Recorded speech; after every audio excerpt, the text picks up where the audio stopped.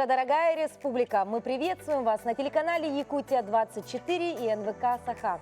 Вы смотрите «Утро Якутии». Сегодня пятница, и это пятничное утро. Встречаем с вами мы, Павел Танин и Дарья Анкехова. На календаре у нас 14 января, и помимо того, что сегодня пятница, то уже повод порадоваться. Первая рабочая неделя этого года пройдена, хотя, казалось бы, всего 5 дней, ощущение, что целых 3 месяца уже мы работаем. Но помимо всего этого, сегодня еще и Старый Новый год. Ну, вчера, как бы, вы начали отмечать, по сути, 13 числа, но фактически сегодня по старому календарю Новый год бы наступил. Но, тем не менее, в связи с этим, и не только с этим, а просто потому, что утро должно начинаться интересно, весело, мы подготовили много чего интересного. Действительно, сегодня эфир будет очень насыщенным, а самое главное – полезным. Паша, я предлагаю осветить наших зрителей, посвятить в то, что ждет нас сегодня в эфире. Да, во-первых, мы узнаем о профессии ледовара. Что это за профессия такая? На самом деле, мало кто слышал об этих людях, но многие видели результат их работы, и многие пользовались этим результатом работы. И сразу скажу наперед, что это никак не связано с ледовыми фигурами. Сегодня также, дорогие телезрители, мы познакомим вас с потрясающими гостями. Ну, во-первых, это будет организатор фестиваля знаний «Зимний сад». Вот интересное название. Ну, а о чем же будет фестиваль, узнаем чуть позже. Да, также приготовим сегодня, казалось бы, очень банальный, но при этом достаточно вкусный завтрак. И если вы приготовите сейчас с собой, подготовите пару яиц, помидорку, специи по вкусу, то можете готовить вместе с нами. Это будет завтрак. Что же за завтрак, узнаем тоже чуть попозже. Ну и, конечно, еще сегодня мы познакомимся, знаешь, с кем? С роботом. Робот, который работает в столовой пресс-центра Зимней Олимпиады. Да, ну говоря про спорт, Олимпиада все-таки это спорт величайший, поговорим сегодня про фитнес для собак. И такое бывает, дорогие друзья. Да. Помимо этого, конечно же, вы можете принять участие в нашем эфире, используя WhatsApp номер. Он очень простой и легко запоминается. 8 914 273 4488. Все ваши поздравления, кого-то, может быть, с днем рождения, с каким-то праздником вашим внутренним, или просто пожелать всем доброго утра. Мы это с удовольствием все прочитаем. Вы, главное, пишите. Успевайте, дорогие друзья, потому что мы работаем в прямом эфире, и время нашего эфира, к сожалению, ограничено.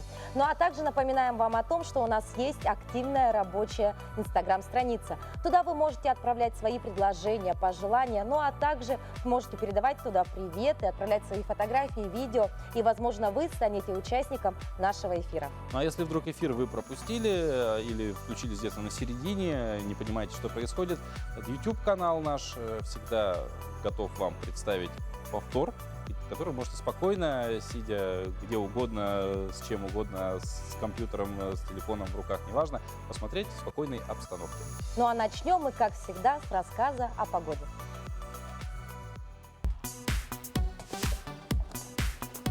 В 6 часов утра температура воздуха в центральных районах была на отметке минус 36 градусов. В заречной группе улусов минус 44, минус 35. В южных районах 36-23 градуса мороза.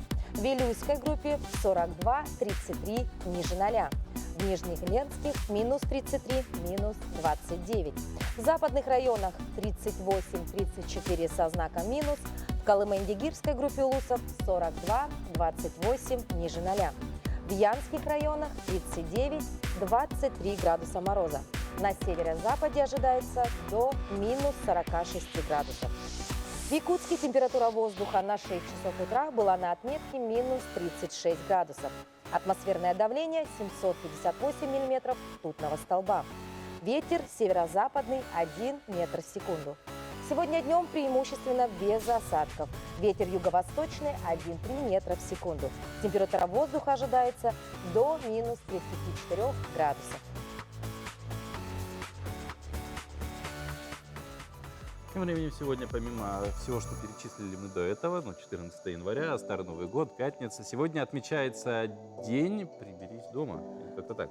Замечательный такой повод обратить внимание, вообще на то, что происходит в твоем доме. Ну а самое главное, мне кажется, это замечательный день тогда, когда можно проверить, что же в твоем доме есть не то. Допустим, та же захламленность. Синдром Плюшкина никто не отменял. Ну, точнее, день, наверное, как раз таки призван отменить этот синдром Плюшкина, потому что, у многих людей есть такая привычка, я тоже этим грешу иногда, когда что-то мы оставляем, вот это когда-нибудь там на всякий пожарный пусть останется, и никогда в жизни ты к этому больше не притрагиваешься. Не притрагиваешься, дома это лежит, место занимает, поэтому сегодня тот самый день, когда от таких вещей нужно избавляться.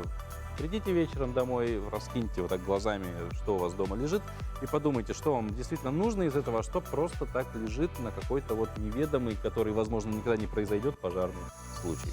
Самое время перейти к нашей постоянной рубрике «Даты и события».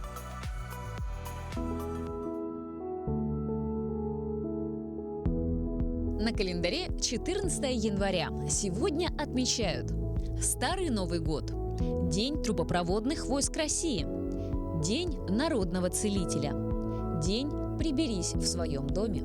По народному календарю в этот день чтят память святого Василия Великого. Этот праздник принято отмечать в семейном кругу или в компании друзей за пышным столом. Молодежь предпочитала посещать клубы и рестораны. Утром парни ходят по домам и посевают. Они приносят в карманах зерна ячменя, овса и пшеницы, которыми посыпают пол, и при этом поют обрядовые песни, в которых прославляют хозяев дома, желая им счастья и благополучия. В знак благодарности посевальщикам дают деньги и сладости. Если утром в этот день первый в дом войдет мужчина, это хорошая примета. Первая зайдет в дом женщина – это неблагоприятный знак. События в этот день. Петр I велел русским дворянам носить короткие европейские костюмы вместо старинной длинной одежды. Состоялось открытие императорской публичной библиотеки.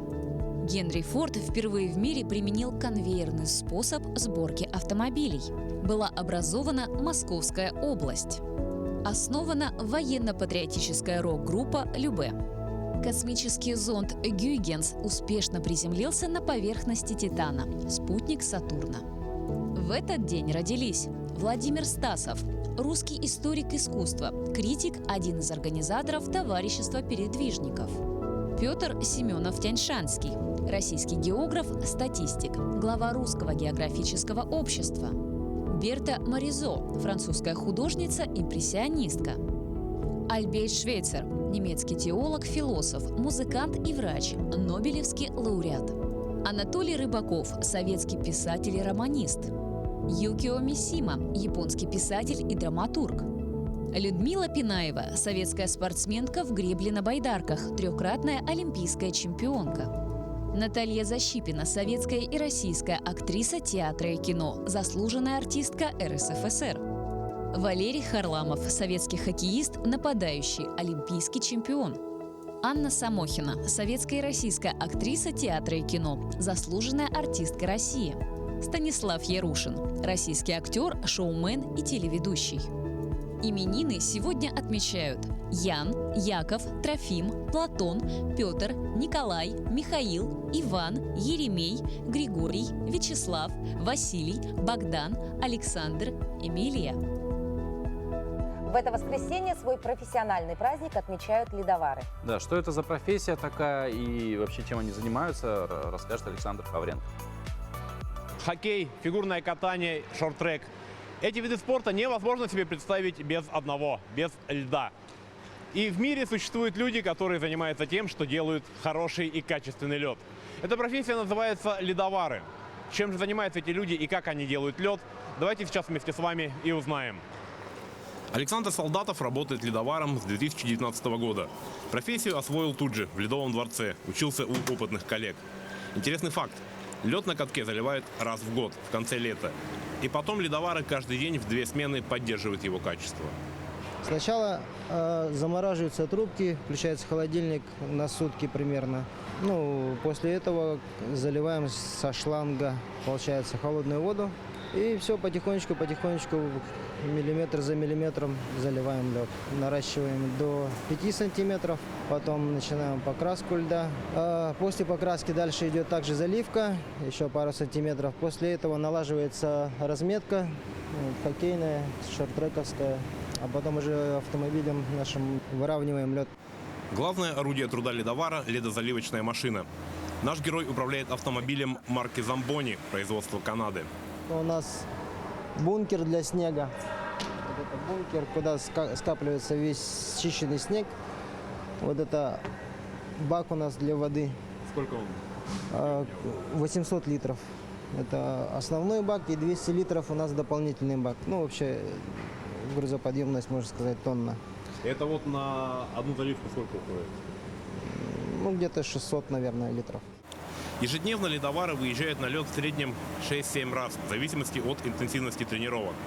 В выходные чистка льда происходит после каждого сеанса массового катания. По словам Александра, научиться управлять ледозаливочной машиной не сложнее, чем обычным автомобилем. Это у нас приборная панель, сигнал, фары, щетка, индикаторы аккумулятора, нагрева свечей, перегрева.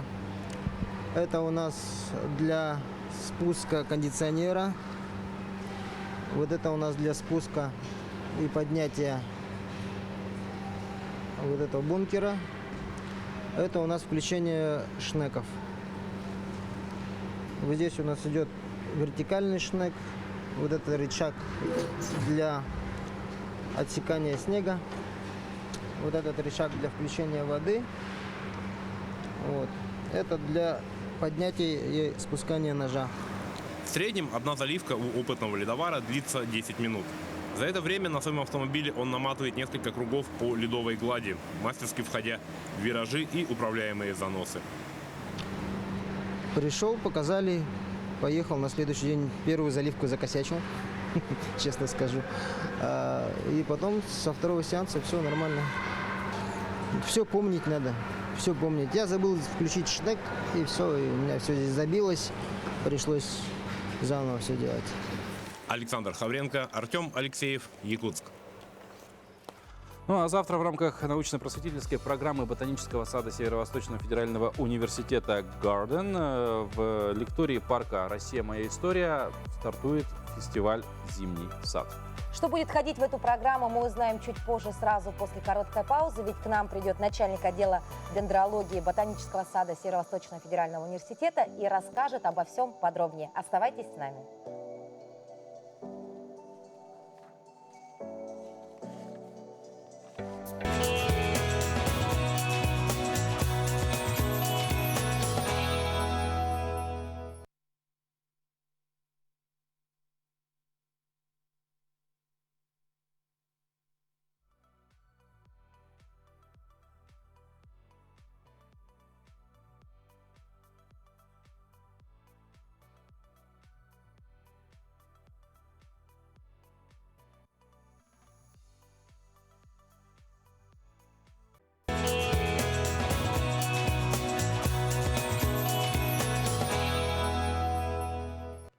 В эфире «Утро Якутии». Буквально перед нашей паузой мы упомянули, что будем говорить про фестиваль, который стартует уже буквально завтра в рамках научно-просветительской программы Ботанического сада Северо-Восточного федерального университета «Гарден». Это фестиваль «Зимний сад». И что это за фестиваль, что можно на нем увидеть, что узнать для себя нового, поговорим об этом мы с начальником отдела дендрологии Ботанического сада Северо-Восточного федерального университета Ириной Трофимовой. Ирина, доброе утро. Доброе. Доброе утро.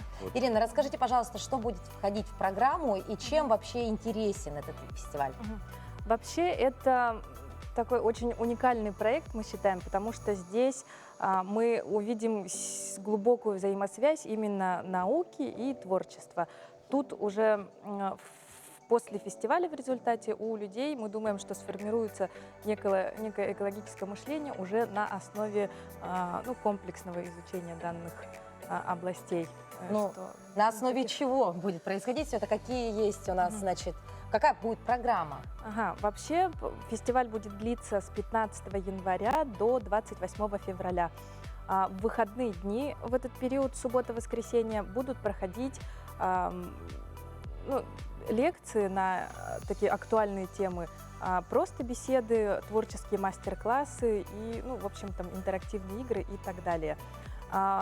Формат будет гибридный, поскольку мы хотим охватить большее количество людей, но, так сказать, не нарушать такие санитарные нормы. Будет выход в Zoom, можно будет подключаться. То есть онлайн-участие предусмотрено? Да. Участники могут быть любых возрастов.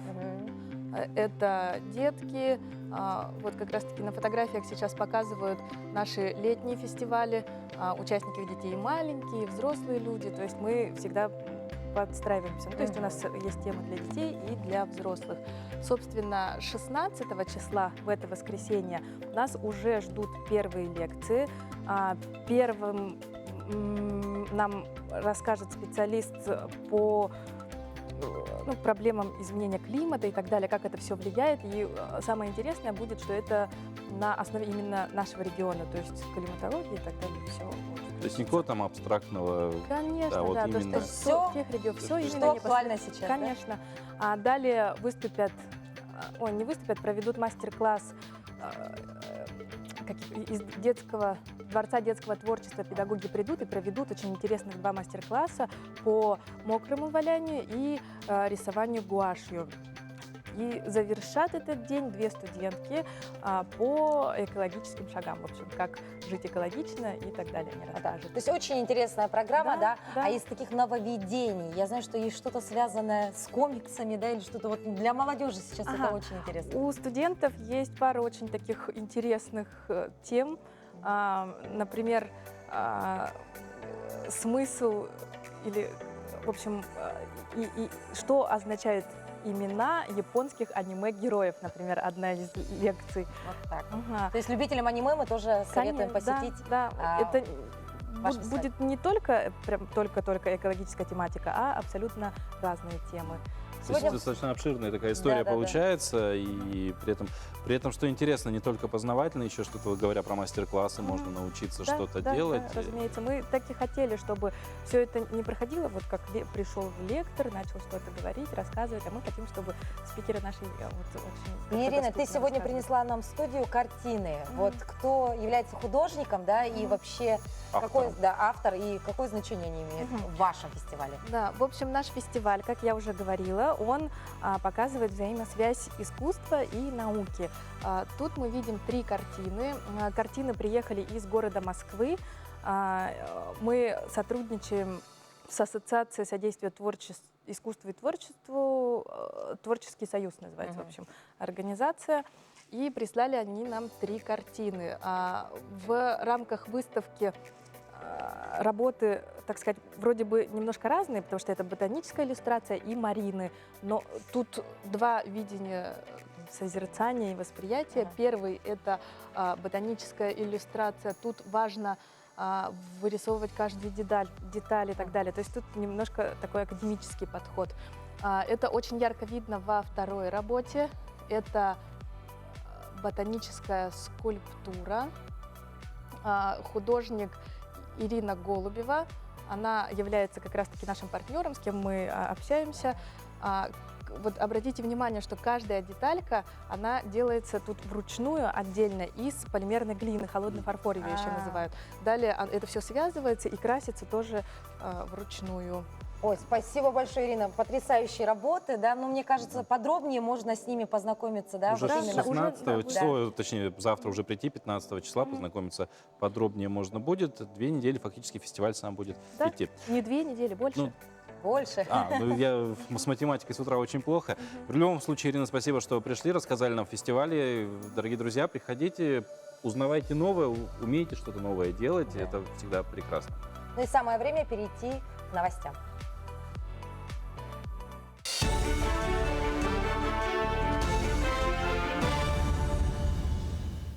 Доброе утро, коллеги! Доброе утро, Якутия! Пункт экспресс-тестирования на коронавирус открыли в аэропорту Якутск. Пройти бесплатное тестирование могут все желающие из числа прибывающих пассажиров центральных рейсов. Исследования на ковид проводят сотрудники Якутской городской больницы номер 2.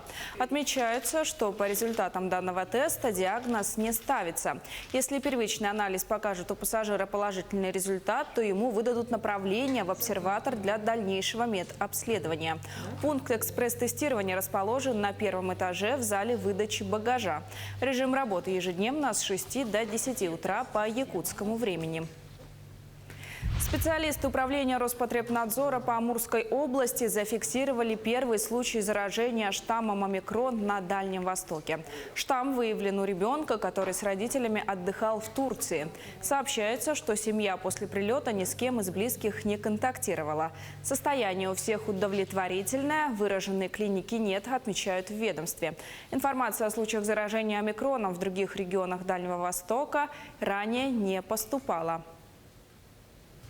В Якутске с начала года зафиксировали 27 пожаров. Основная часть из них в жилом секторе.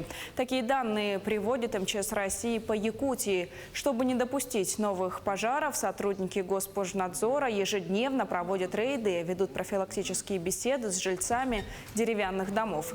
Сегодняшний рейд провели в домах по улице Жарницкого. Жителям напомнили о противопожарной безопасности. С начала года на территории Якутии зарегистрировано около 90 пожаров, основная часть которых произошла в жилом секторе. В результате пожара, воздействия опасных факторов пожара травмировано 5 людей, в том числе 2 детей. Огнеборцами спасено и эвакуировано свыше 65 человек. Основной причиной пожара является нарушение требований пожарной безопасности при эксплуатации электрооборудования и печного отопления, а также неосторожное обращение с огнем. Квартиры в Якутске приобретут жителям аварийных домов из 4 улусов республики. В столицу переедут 73 жителя Верхоянского, Устьянского, Жиганского и Оленёкского районов. Им планируют приобрести благоустроенные квартиры, сообщает пресс-служба регионального Минстроя. Согласно заявкам муниципальных образований, выкупают жилые помещения в новостройках Якутска. Всего по этапу 2022 года планируется приобрести 27 квартир. Все жилые помещения будут передаваться гражданам в чистовой отделке, рассказал генеральный директор дирекции жилищного строительства Игорь Ткаченко.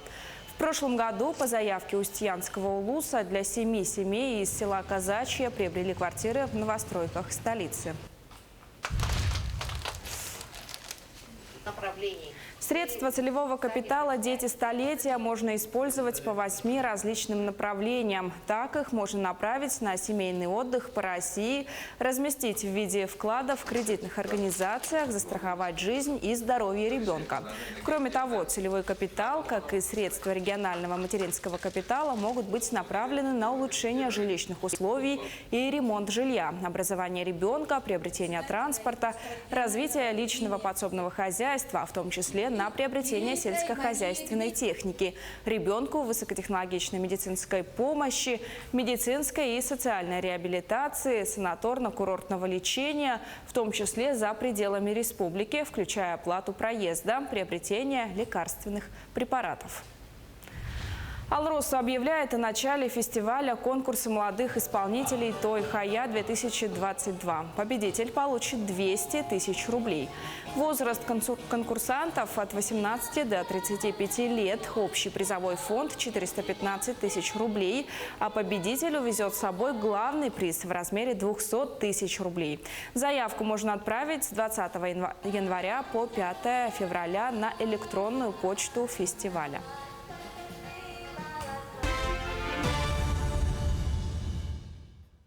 Общественность Вилюйского района отметила юбилей народного депутата Верховного Совета Республики, заслуженного юриста Российской Федерации и Республики Николая Каратаева.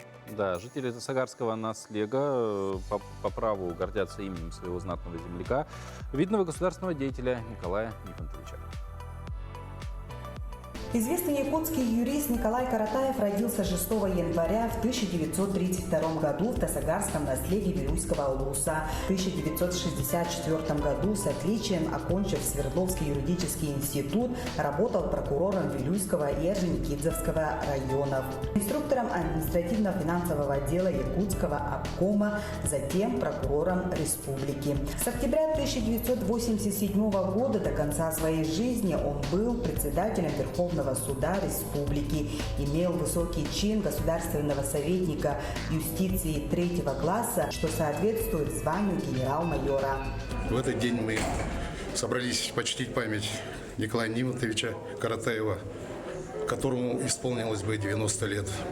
По стопам Николая Нифонтовича наши родственники многочисленные работают и работали и работают в правоохранительной системе Республики Саха-Якутия. Так, я тоже работал в системе МВД, сейчас нахожусь на пенсии. Государственный советник юстиции обладал удивительной способностью отличать главное от несущественного, истинное от мнимого, никогда не поддавался иллюзиям. Эти качества много раз помогали ему распутать самые запутанные дела. Николай Нифонтович 23 года непосредственно работал в органах прокуратуры, из них 15 руководил республиканской прокуратурой. Также более 10 лет он работал председателем Верховного суда. 4 созыва был депутатом Верховного Совета Якутской АССР. Сегодня в Тасагаре знаменательный день, поэтому поздравляю всех работников прокуратуры с этим знаменательным юбилейным днем. В годы руководства Верховным судом Якутии Николай Нифонтович принимал активное участие в разработке основополагающих документов, направленных на развитие и укрепление новой государственности республики. Особое внимание Николай Нифонтович уделял расстановке кадров и их воспитанию. В период его работы на ответственных постах выросло новое поколение юристов. Не случайно здесь, в его родной земле, на территории Тасагарской СОЖ, был поставлен бюст в памяти заслуженного юриста не только Якутии, но и Российской Федерации. К слову, сегодня Тасагарская школа носит имя известного юриста. Анна Васильева, Иннокентий Колесов, Вилюйский улус. Север часто ассоциируется, Паша, у многих, да, это с морозом, снегом, холодом. Туман. Туман, действительно. А можно ли представить, что белые морозные узоры не тают у огня, но они при этом очень теплые на ощупь, и, знаешь, можно даже их вот потрогать в руках, И они ощутить. не растают. И они не растают. Можешь такое представить? Ну, возможно, да.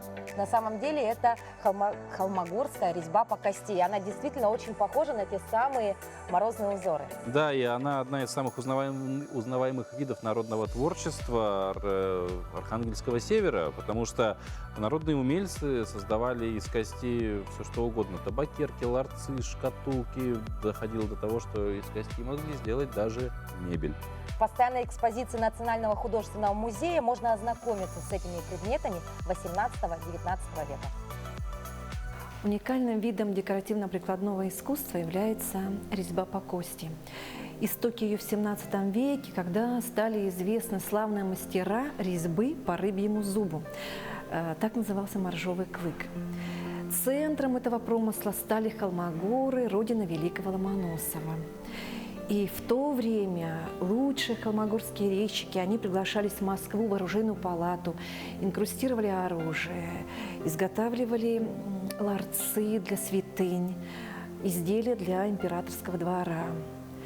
Лучшие косторезные изделия, конечно, передавались в дар знатным особам. Достойное место среди сокровищ музея занимает русская резная кость, которая достигла наивысшего расцвета в эпоху Петра I. Петр I покровительствовал мастерам-резчикам. Вот вобрав в себя традиции северорусские, техники немецких, нидерландских мастеров, коренных народов Севера, вот этот холмогорский стиль, он сложился только к XVIII веку. И главная его отличительная особенность – это ажурная, тончайшая сквозная резьба. Мастера-резчики очень гармонично сочетали растительный природный орнамент с причудливыми завитками и раковинами. В экспозиции представлен добротный холмогорский ларец. В его декоре сочный травный узор с бутонами цветов, теремки с луковичками, арочными просветами и ступенями. В орнаменте боковых стенок вплетены изображения петушков. Сквозная резьба наложена на фон из цветного шелка, создавая на поверхности кости живописные рефлексы. Крупные раскидистые завитки орнамента передают народное представление о силе и красоте природы. Основа ларца деревянная, что является типичным для изделий русских мастеров. Ларец из музея представляет удивительно целостное произведение. Косторезное искусство живет и сейчас. Его знают и любят по всему миру. Крест, ларец, шкатулка с дивной вязью, поставок под ладан да свечу – все в узорах, все в разнообразии, сколь в резьбе умений да причуд, сколь умений точных да стараний приложил умелец косторез, чтоб сияли всех узоров грани в белом свете, чистом серебре. Лишь старинных книг седое слово, лишь целебных трав листок резной, схожи с тем узором с холмогоров, с той резьбой тончайшей костяной. Утро – это время полезного и вкусного завтрака. Да, предлагаем вам сегодня посмотреть, как готовить такую незамысловатую, казалось бы, вещь. Это омлет в помидоре. Ну, в начале программы сказали, что можете подготовить с собой ингредиенты, и прямо сейчас вы можете присоединиться к... Готовки. Да, к повару. Повару это Мария Инхеева из ресторана «Тамтон» города Нерюнгри. Вот прямо сейчас она покажет мастер-класс, как же готовить эту вкуснятину омлет в помидоре. Доброе утро! Меня зовут Инхеева Мария, я работаю в ресторане «Тамтон» города Нерюнгри. И сегодня мы с вами будем готовить несложное блюдо с минимальным набором продуктов, которые имеются у нас в холодильнике всегда. Блюдо называется омлет в помидоре. Для этого нам понадобится помидор 1 штука, ветчина 20 грамм, яйцо 1, зелень и специи, соль и перец. Можете что-то добавить еще, пофантазировать. Для этого нам понадобятся крупные помидоры.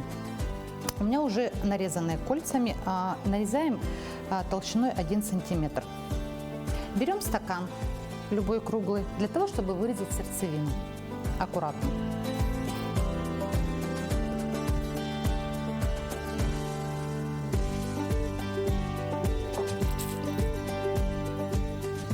Сердцевину перерезаем мелким кубиком.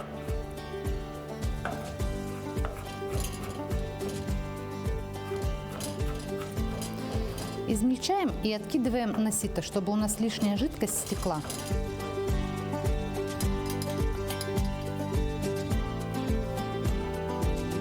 Здесь нам жидкость ни к чему. И вот, жидкость у нас стекла, лишняя с помидор. Выкладываем их на тарелочку. Добавляем ветчину,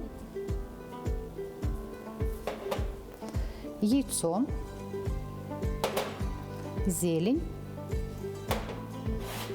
немножко соли и чуть-чуть перца. Теперь все тщательно перемешиваем.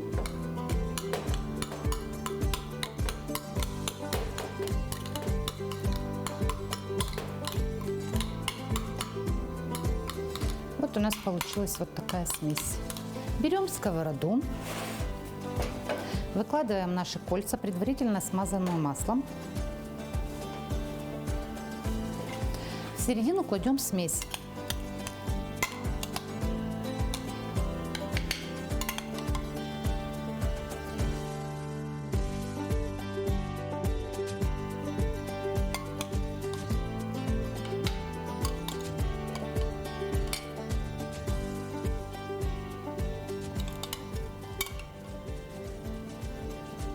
И сейчас мы их отправляем в духовку.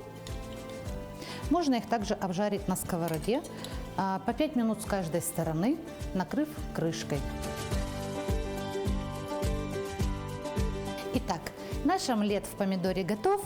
Здесь вы можете пофантазировать, положить любую свежую зелень, овощи, все, что любят ваши родные и близкие. Приятного аппетита и доброго утра!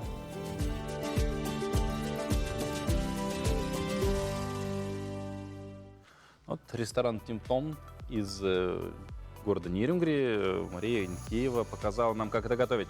Ну а прямо сейчас, да, вот уже идет вовсю подготовка к чему? К зимней Олимпиаде в Пекине. И журналисты, которые туда уже приехали работать, они не могут понять, попали они на Олимпиаду или куда-то в далекое будущее, потому что они стали первыми, кому в столовой пресс-центра журналистам еду подают роботы.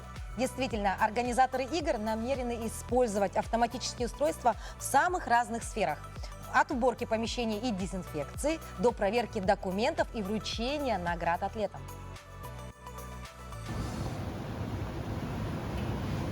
Роботы успешно выступают в роли поваров и официантов в столовой главного пресс-центра Олимпиады 2022 года. В этом на собственном опыте убедились журналисты, которые уже приехали в Пекин. Лапша в разных видах – традиционное блюдо китайской кухни, но тарелка, спускающаяся с потолка на стол к обедающему гостю, явление не вполне обычное. Роботы не только подают еду, но и готовят ее. Так происходит, например, с бургерами. Использование машин, по мысли устроителей игр, должно свести к минимуму опасность распространения коронавирусной инфекции. Сфера общественного питания далеко не единственная, в которой будут функционировать роботы. Электронные устройства возьмут на себя выполнение задач по сканированию документов и QR-кодов, дезинфекции, измерению температуры, доставке грузов и даже вручению медалей. Антиковидные протоколы в Пекине жестче, чем в Токио. Атлеты, официальные лица, представители средств массовой информации по прибытии в Китай на 3 недели изолируются в непроницаемом пузыре, а покинув его, не смогут вернуться назад. В то же время, в отличие от Токио, местные жители получат возможность посещать соревнования. Игры стартуют 4 февраля.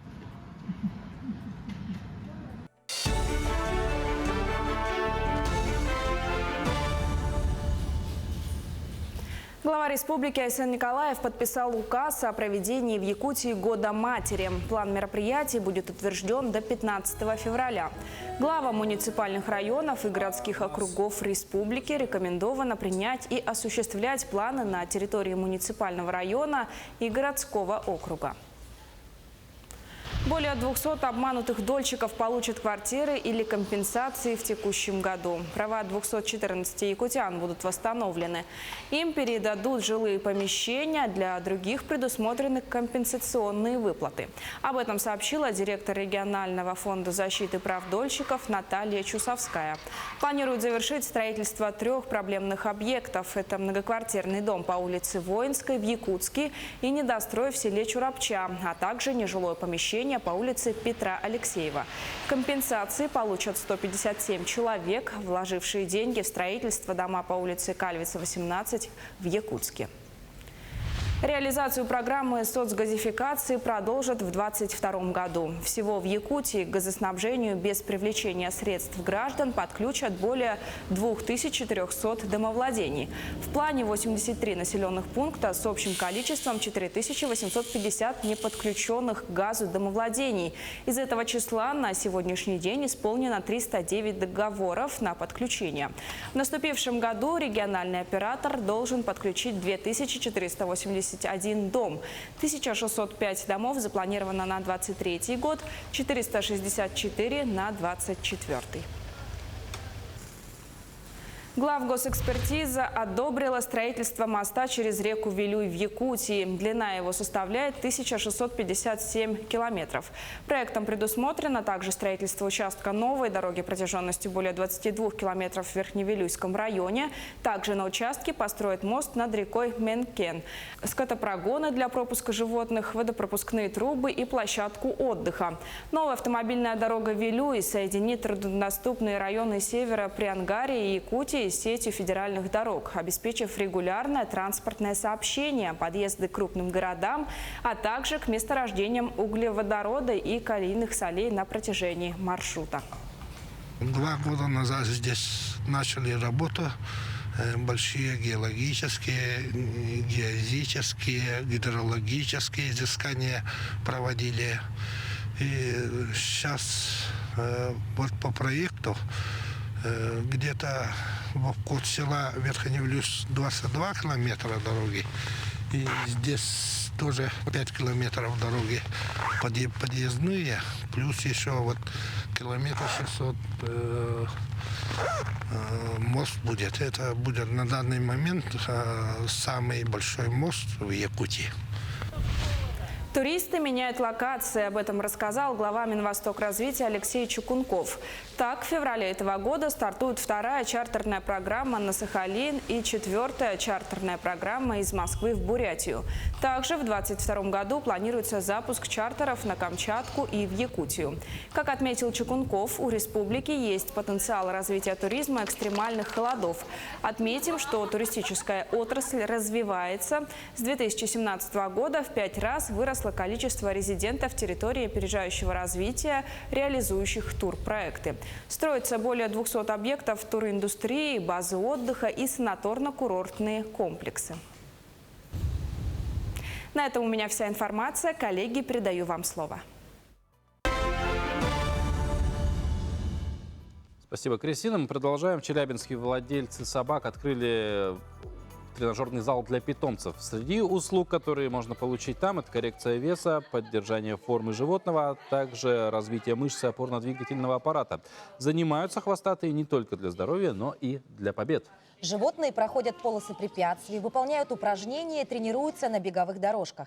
Хендлер центра Наталья Данилина подчеркнула, что некоторые питомцы нервничают в людных местах. Ведь не каждая собака может социализироваться самостоятельно. Поэтому на помощь приходят инструкторы и тренеры, которые воспитывают в животном уверенность. Что ж, даже животные сегодня занимаются фитнесом, поэтому порой стоит, наверное, посильнее задумываться о собственной форме тела. Если что-то хотите себе поменять, есть какие-то мыслишки по этому поводу, конечно же, не стоит откладывать и ждать понедельника, а идти прямо сегодня заниматься. Действительно. Ну а сейчас мы должны прерваться на короткую паузу. Оставайтесь с нами.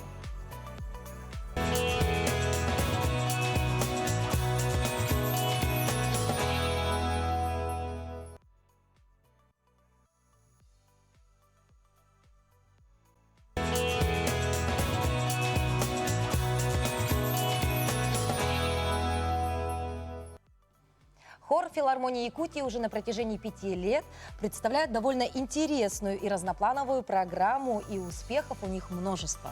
Да, и мы пригласили сегодня в студию, в это замечательное пятничное утро, главного хормейстера симфонического хора Государственной филармонии Якутии Людмилу Шумилову и артиста Государственной филармонии Василия Пенигина. Доброе утро. Доброе утро. Доброе. Людмила Анатольевна, расскажите, пожалуйста, как прошел 2021 год для вас?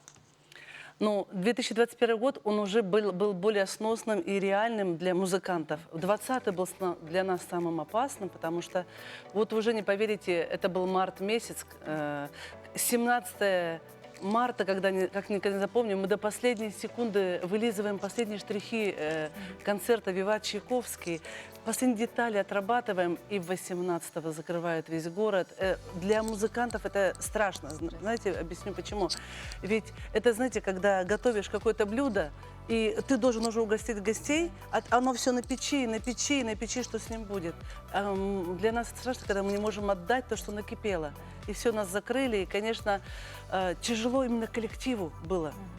Те, кто сольно, это еще как-то проще. Мы же коллектив, и нам нельзя быть вместе.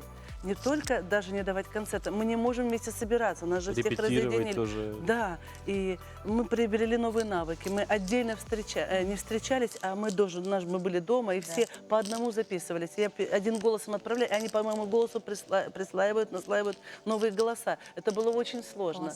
Да, но это очень хорошо развивало ритмический ансамбль, гармонический слух. То есть все равно пандемия внесла свои какие-то плюсы тоже, помимо сложностей. Но вот в плане концертной деятельности как из ситуации выходили? То есть про репетиции вроде вы рассказали. Да. А вот в плане концертов? Да, чтобы как-то мы могли отдаваться, конечно, мы следовали различным дням, каким-то определенным праздникам. И это все было через YouTube. Мы все сбрасывали каждый свой голос своему звукорежиссеру, звукооператору. Он сводил у себя, понимаете, это все было так непросто.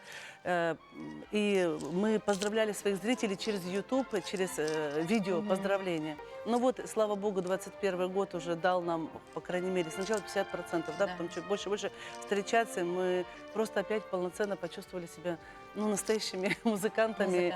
Да. Василий, но вы артист хора, да, такой молодой, яркий, красивый. Как вы переживали пандемию и чем вы живете сегодня? В первую очередь, конечно, работаю в хоре с 2019 года, и получается фактически год проработав, пандемия настигла нас. Вот, и мне очень трудно это все далось, да, но благодаря нашему дружному коллективу, да, хору филармонии, держу себя в узде, можно сказать, вот в такой с колеи не выпадаю, и все очень прекрасно. Но вообще сложно ли быть артистом хора непосредственно? Какие нужны навыки? Понятно, что не навыки, свойства человека. Помимо голоса, вот этих эстрадных вещей, которые очевидны, что нужно, какими качествами нужно обладать человеку, чтобы стать артистом хора? В первую очередь, конечно, огромное трудолюбие. Вокал сам по себе это очень сложная профессия. Всю жизнь себя артист ищет, свой идеальный звук, голос. Ну и, конечно, артистичность. Артистом должен быть в любых аспектах. Постоянно в операх участвовать, допустим, опереттах, там вот везде должен двигаться. Даже есть, учат в институтах, актерское мастерство называется. Да. То есть вы еще и актер в душе? В какой-то степени. В степени, да? Ну, да. Очень много навыков, да? Музыка минувших эпох в вашем исполнении становится увлекательной, да? И у вас очень много экспериментов, да, сейчас. И зрителю очень нравится. Вот расскажите про вот эту деятельность и кто вообще является главным идеологом вообще вот таких экспериментов? Ну, вы знаете, действительно, мы хотим поменять стереотип того хора, вот как был в те года, вот так вот стоял и пели только вот высокую классику. Высокая классика, мы с нее начинаем, и она у нас центральная. Это главное, к чему мы стремимся и на чем мы базируемся. Но мы хотим показать нашим зрителям, любимым нашим слушателям, что и музыку кино может озвучить хор. Это может не просто петь сольно какая-нибудь певица в фильме, да? Это хор прекрасно может исполнить. И мы же пели из мюзиклов тоже, понимаете, тоже. Мы не эстрадный коллектив, мы академические, но мы мюзикл подаем именно в такой академической манере. То есть русская народная музыка. Мы не являемся русским народным хором, но мы академически, поем пласта русской народной музыки. Поэтому мы хотим показать многожанровость хорового искусства, и сейчас новые возможности. Мы поем с движениями, двигаемся, потому что это не, если ты хорошо знаешь все, что нужно, как спеть вокально, это не мешает, это возможно, это все сделать. Открывает новые грани, да? Конечно, это же интересно. Ну вот говоря про то, что отходим от стереотипа про вот классическую высокую классику, вот к обоим вопрос. Самая любимая композиция, именно вот исполненная, над которой приходилось работать? Одна из ярких композиций у нас есть в нашем репертуаре — русская народная песня «Барыня». Мы ее готовили, когда мы поехали 3 года назад, уже почти, получается, 3 года, в Санкт-Петербург на гастроли. Мы выступали в знаменитой капелле, где потрясающий звук, где ты просто открываешь, и за тебя поет капелла. Резонирует хорошо. Да, вы не представляете, до сих пор вот уже почти 3-й год, мурашки. Да, я при высказывании об этом, и у ребят тоже воодушевление было потрясающее. Вот. И мы туда готовили, конечно, чтобы удивить санкт-петербургский народ не только их музыкой, также мы повезли свою якутскую и русскую народную. Конечно, мы показали, что мы молодые, и мы можем двигаться, и мы разработали интересные движения. И нам, во-первых, на сцене, понимаете, тоже русская музыка, та, которая здесь драйв дает, такие эмоции, ты не можешь вот так вот стоять. Конечно, мы одно из тело любимых. в пляс просит. Конечно, обязательно. Ну а у Василия любимая композиция? Вот именно над которой приходилось работать. Нет, не соглашусь. Самое такое интересное, с чем мне приходилось работать, это Сергей Рахманинов «Колокола». Про движение говорили. Это да, это высокая классика, он говорит. Да, высокая классика. А про движение, да, «Барыня», само собой, и «Джерика». Эрихонское сражение у нас есть такой негритянский спиричуэлс. Мы попытались войти в жанр негров и попытались это сделать на сцене. Получилось очень интересно. Василий, а вообще с какого возраста вы поете? Я пою с очень ранних лет, с детского сада буквально. Как в детский сад меня повели, сразу микрофон дали, маску одели, маскарад, и заставили петь. И так все детство, наверное, пропел на всех утренниках и в школах. Да, и в школе всегда тоже активную позицию тоже вел. Соответственно, тоже студенческие годы не без этого прошли. Ну а сам из музыкальной семьи, да, наверное? Нет. Совершенно нет. То есть это такой дар Божий, да? Ну, можно сказать, да. Ну и, конечно, наставники, да, потом конечно. это все. само собой.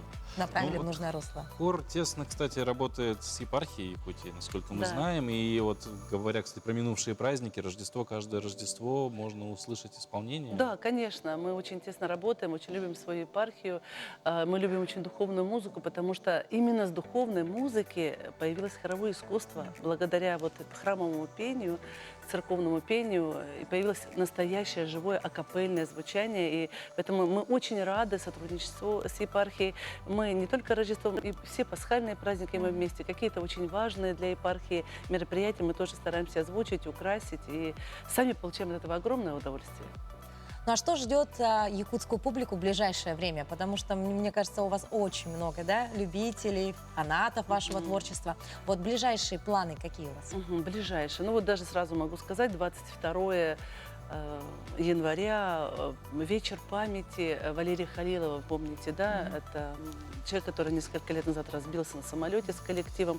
Вот это был замечательный музыкант, дирижер духового оркестра, композитор. Вот будет вечер памяти, вот наш хор будет с духовым оркестром, мы будем выступать.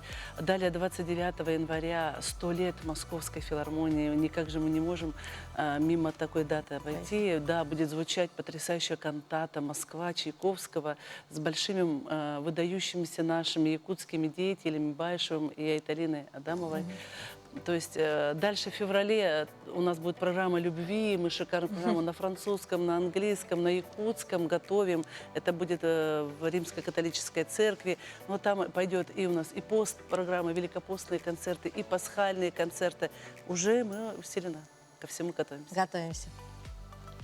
Ну что ж, я думаю, что раз мы говорим, как говорится, лучше, говоря про песню, лучше один раз услышать, чем 100 раз увидеть. Поэтому, Василий, предлагаем вам сегодня, у нас есть вообще в нашей программе традиция такая, мы пытаемся соблюдать, это в пятничный эфир заканчивать музыкой. И раз сегодня вы здесь, мы предлагаем вспомнить вам детский сад, школу и все места, где вы когда-то либо пели, и спеть в нашей программе сегодня. Что вы исполните? Буду рад. Из репертуара Муслима Магомаева «Улыбнись». Так, мы просим вас, пожалуйста.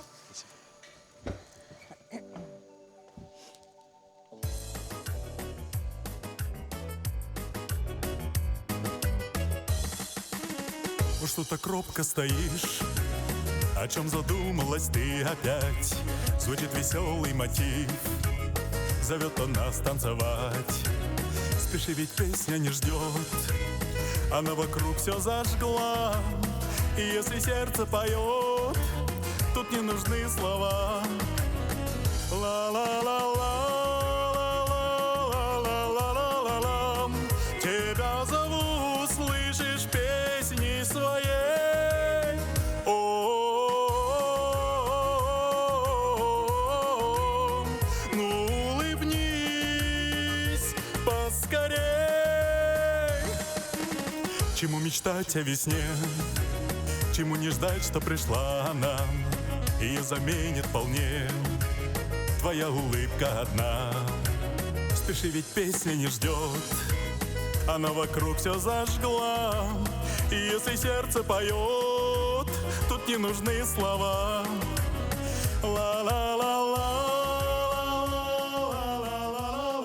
Ну что, дорогие наши телезрители, на такой прекрасной ноте мы завершаем наш пятничный эфир. Мы встретимся с вами уже на следующей неделе. Добра вам, счастья и, самое главное, здоровья. И энергии, как в этой песне.